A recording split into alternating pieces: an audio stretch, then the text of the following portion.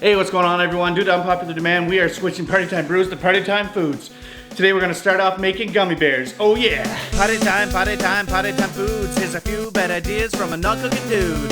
Party time foods. Hey, it's April Fool's Day, at least I didn't post nudes. So this recipe is pretty much as straightforward as you can get. First version we're gonna try is just adding gelatin directly to beer.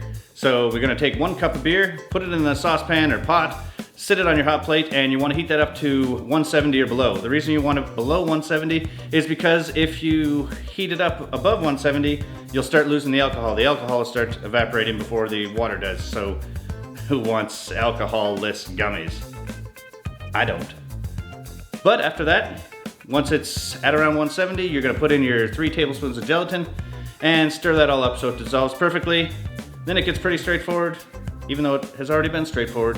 And you're gonna put it in the gummy molds. I just bought some silicone ones from the Bulk Barn. You can get them on Amazon, I think under 10 bucks. I paid about 10 bucks for 2 trays. Amazon's probably a little better deal.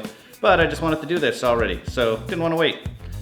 And once you put them in there, you just stick them in the fridge and let them set. And then we will see what the final product's like.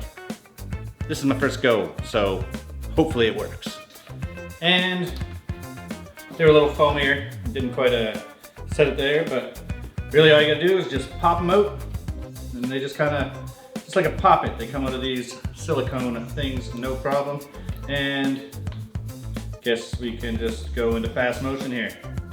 And you just pop them all out. Nice and satisfying. Don't mind that pile of dead gummies next to me. Okay, so we did the first round of gummy bears, and they tasted like crap. They're gonna need some sugar. It seemed like the bitterness kinda was exaggerated in them, so yeah, they're really bitter, not much flavor, and a little bit slimy from the gelatin. So we're gonna try round 2. I'm gonna add 1/2 cup of sugar in there, and hopefully that works. And we add a 1/2 cup of sugar here. It should thicken it up and maybe take away a little bit of the sliminess I had from the original batch. Get your helper and add the 3 tablespoons of gelatin. I don't recommend adding them all at once because it kind of clumps up and then might leave some thick bits of gelatin in there. Once it's stirred up, wait for it to heat up and throw it in the fridge.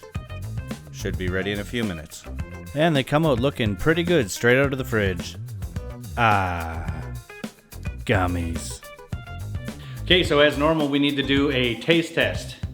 So we'll take it out. Here's a look at it. First the case appearance.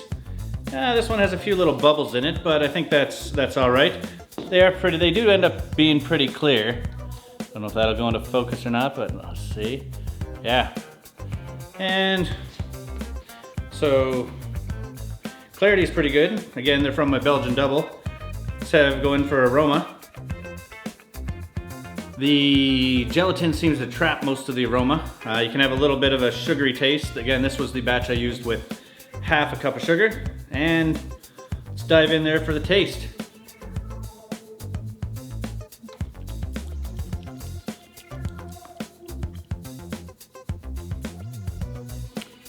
Still too sugary. You can get a little bit of the beer taste off the bat. Let's try, I don't know, 6 or 8 of them, see how that goes. We got a little pile of gummies there. Yeah. Okay, so going for the taste.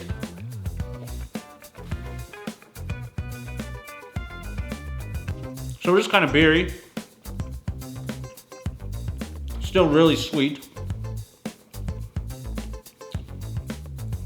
Slimy. It's kind of like a mixture between a gummy bear and a Jell-O shooter. So that was a quick tasting of about, I don't know, 15 or 20 of those gummy bears or gummy robots. That's the only mold I could find. Overall, they taste pretty good. To use these things, I'd say you're not gonna make them to snack on all the time. They use a lot of gelatin, and who likes eating ground up horses and whatnot, whatever kind of magic they use to make gelatin. But either way, they are a cool little snack, and they would complement if you had a bunch of people over and we're having a party or something like that, and you had your own draft beer. Why not have a thing of your own beer gummies next to there? It's kind of neat, but people might get overly excited and think they're the kind of gummies that are a little bit more fun.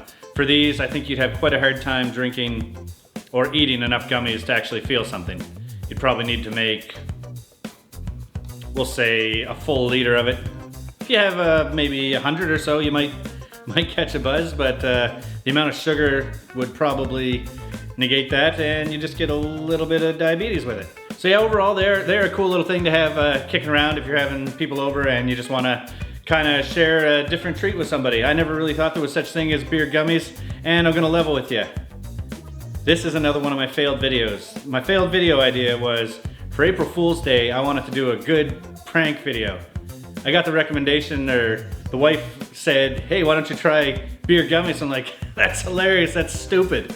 Party Time Brewing would like to emphasize the fact that the wife's idea was not stupid. The idea of beer gummies sounded like something so stupid that it would be funny. Party Time Brewing would also like to state that the word stupid should never be used with anything even remotely related to your significant other.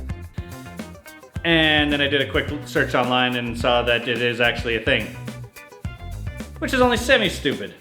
But, so yeah, I failed doing a prank video because it's not really that funny. It's just kind of a, you can do that with gummies or beer. But yeah, next time I'll get you something much better. Next April Fool's Day, we got this. And yeah, I'm not switching to food. I might do a food video someday again, but definitely not gonna keep the food stuff going for now.